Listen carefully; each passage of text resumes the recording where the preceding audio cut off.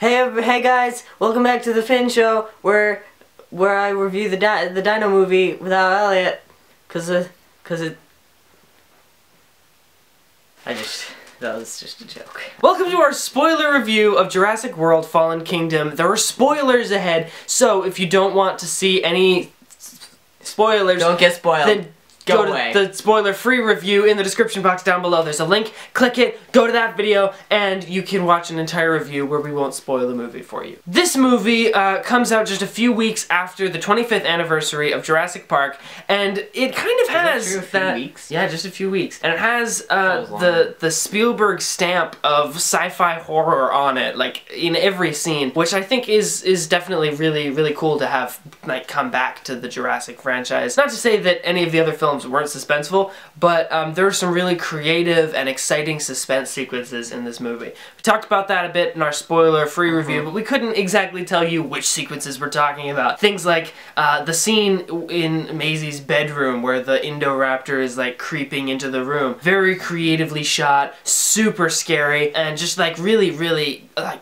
creepy cool visuals. Something I said in the other review was, overall, it's a great sequel to Jurassic World, but not the best continuation of Jurassic Park, and that's what I keep telling myself, because to enjoy this film, I just have to throw away my expectations that I got from watching Jurassic Park. Honestly, that's a legendary masterpiece of a film. Obviously, yeah. I can't judge everything too hard. There are a few things that I think do work just as well as they did in the first film that I love that they brought back. There are also a couple things that they could have put in there just to tie it all up in a little dinosaur bow.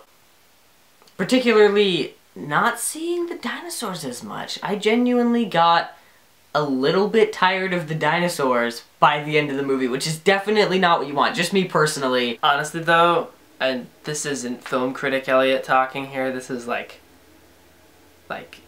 young kid just saw Jurassic Park for the first time Elliot. I won't never get tired of seeing dinosaurs on screen.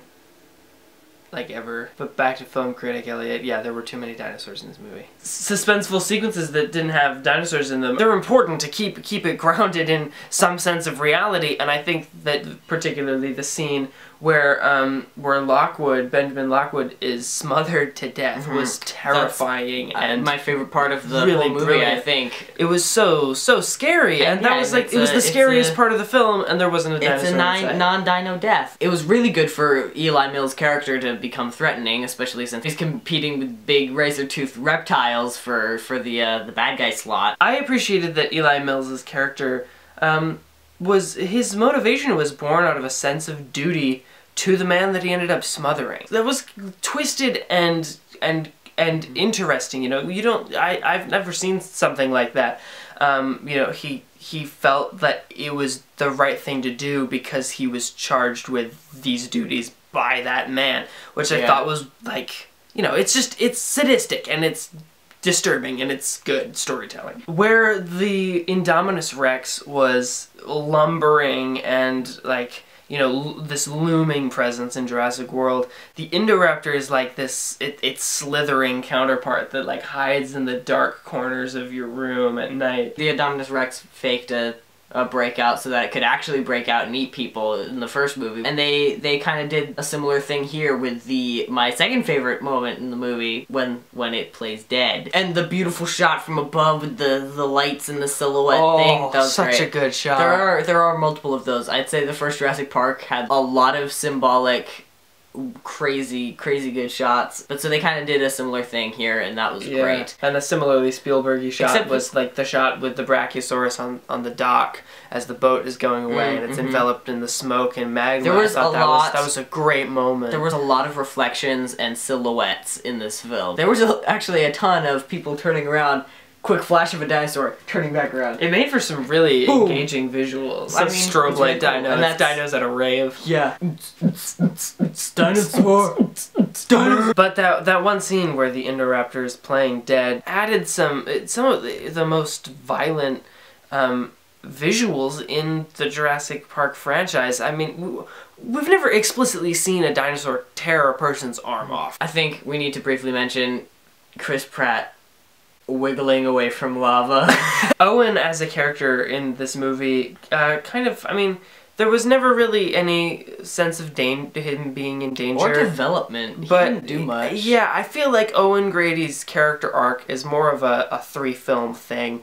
We'll probably see what this character arc really is at the end of the third Jurassic World. Yeah. I mean, but as of right now, he kind of just stays a static character going through these movies. There wasn't one character who I felt got a lot of screen time, and if there was, I'd say it was probably Maisie. Especially at the beginning there, I was most interested in that storyline in the mansion. It raised some serious moral questions and some brilliant parallels. And that's what Jurassic Park does so well. The original Maisie had, like, she had a life and she died, but then it's obviously completely immoral to try to have a do-over with her, you know, to recreate her in any way. That's there's no question about that. That's an immoral choice. But now that she is here and now that she is alive and a living, breathing thing, she should be given the chance to live her own life, not held down by the constraints of the previous Maisie.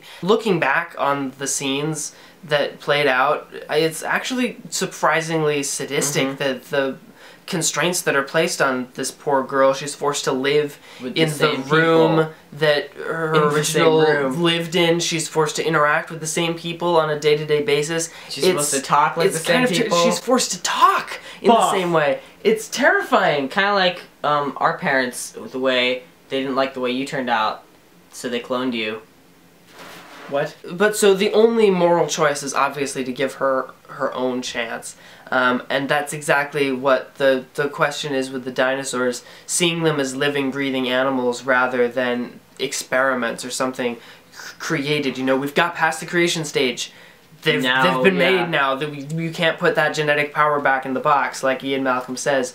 So the only thing to do is to either let them have their own choices and their own path, or to tie them down to the past. I appreciated that Claire's character kind of has done a whole 180 from seeing the dinosaurs as just numbers on a page to actually believing that they're living animals. But then we also have Zia and Franklin, and Franklin's really just a one-note cliche wonder. He's the nerd, he's the computer hacker who brought bug spray on the trip.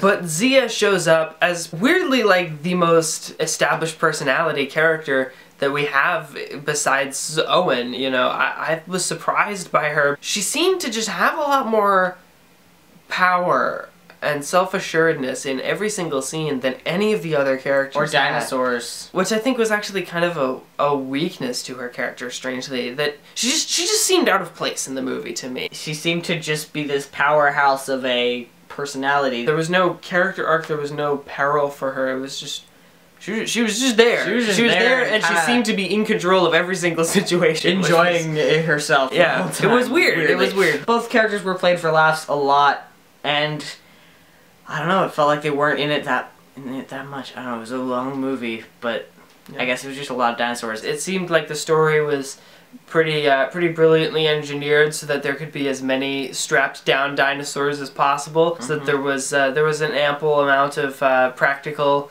effect opportunities. I appreciated that not only that the practical effects were there, but that they didn't try to hide them.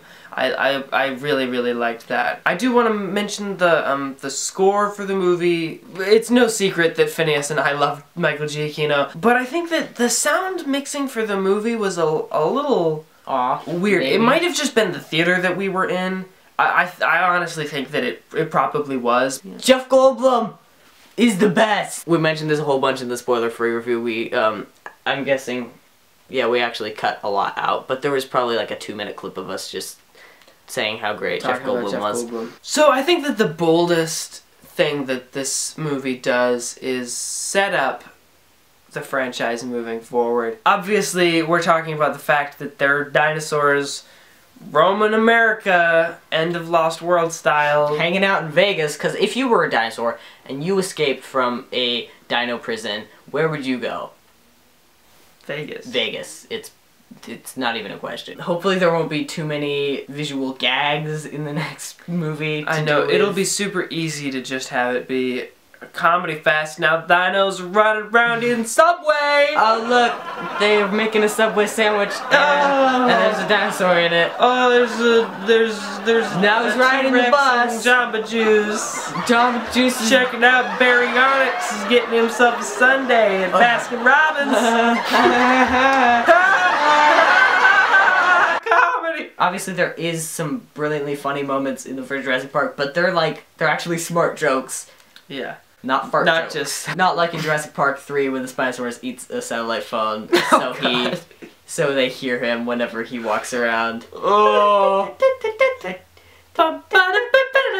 So moving forward, we want more character arcs for these characters. Which is a thing you should have in every movie. We want it to we want to keep that suspense, because the suspense was really, really a great addition to the franchise again. Dino. Exactly.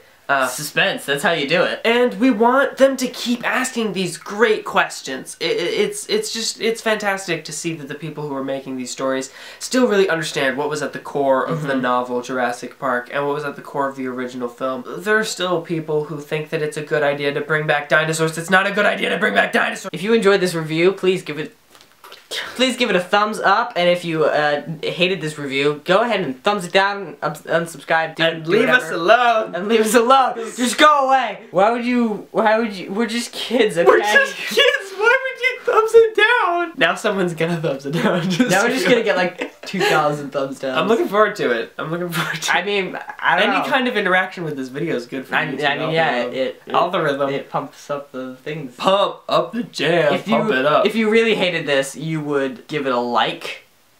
Yeah. To spite us. If you really, really hate us, if you don't like our personalities, if you think we need haircuts, comment down below and subscribe to this channel. And say, I love you guys, you're the best. It's code for I hate you, you're the worst. And then we'll know. And then we'll know. Ah, I see. You hate us.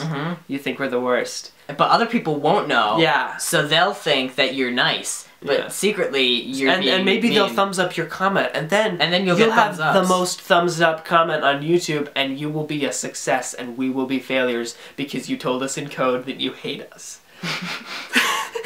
This sounds like a foolproof plan. It's more convoluted than Zemo's and Captain America Civil War, but it's a better love story than Twilight. Still a better love story. But anyway, subscribe and tell your enemies that we are awesome.